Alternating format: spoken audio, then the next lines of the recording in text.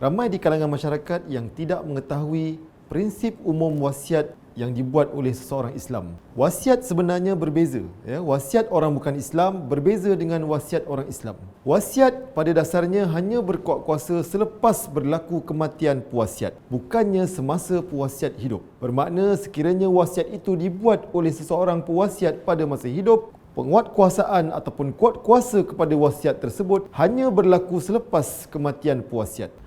Wasiat dianggap selesai apabila ada ijab daripada pewasiat, sedangkan qabul kepada pewasiat tersebut bukanlah berlaku semasa hidupnya pewasiat, sebaliknya berlaku selepas kematian pewasiat. Dan qabul ini hanya diperlukan selepas pewasiat mati. Wasiat juga boleh dibuat kepada sesiapa sahaja, kecuali kepada ahli waris, dan tidak boleh lebih daripada 1/3. Ini prinsip yang perlu difahami oleh semua orang Islam, yang mana sebenarnya wasiat ini adalah satu kaedah untuk memberikan harta kepada bukan waris. Wasiat juga boleh dibuat sama ada dengan perkataan ataupun tulisan. Perkataan di sini adalah dibuat secara lisan, dan ini dibenarkan sekiranya disaksikan oleh 2 orang saksi. Tetapi bagaimana pula untuk menjadikan wasiat ini sah dan diterima dan kemudian diaplikasikan? Bermaksud di sini, sekiranya wasiat ini dibuat dalam bentuk perkataan atau dibuat secara lisan, maka wasiat itu perlu disahkan selepas pewasiat meninggal dunia, iaitu beneficiary kepada wasiat ataupun saksi-saksi yang mendengar wasiat tersebut perlu membuat permohonan pengesahan wasiat di mahkamah syariah. Wasiat juga boleh diberikan kepada penerima yang bukan Islam.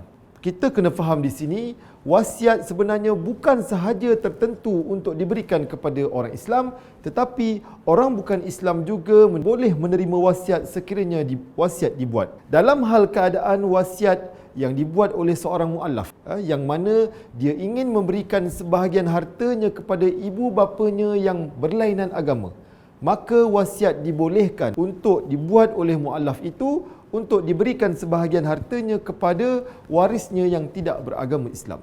Wasiat walaupun pada hakikatnya tidak boleh diberikan kepada waris, tetapi kalau sekiranya wasiat itu dibuat kepada waris juga, maka ia memerlukan persetujuan daripada waris-waris yang lain selepas kematian pewasiat. Bukannya semasa pewasiat masih hidup, pewasiat mendapatkan persetujuan daripada ahli waris. Ini satu perkara yang tidak betul. Wasiat juga sebenarnya hendaklah pada kadar tidak lebih daripada 1/3. Tetapi kalau sekiranya diwasiatkan hartanya itu melebihi daripada kadar 1/3, maka persetujuan daripada waris-waris lain perlu diperolehi, sama ada untuk mengizinkan lebihan daripada 1/3 sahaja ataupun setakat 1/3 sahaja. Kalau waris-waris hanya bersetuju untuk wasiat itu diberikan setakat 1/3 sahaja, maka wasiat yang sah hanya 1/3 sahaja. Dan penerima wasiat pada hakikatnya tidak perlu tahu pun apakah wasiat yang telah dibuat kepada penerima wasiat. Ini kerana pewasiat apabila telah mewasiatkan hartanya kepada seseorang, ia tidak perlu pun memberitahu kepada penerima yang wasiatnya itu dibuat untuk diberikan kepadanya. Kerana penerimaan kepada harta yang diwasiatkan itu hanya berlaku selepas kematian pewasiat.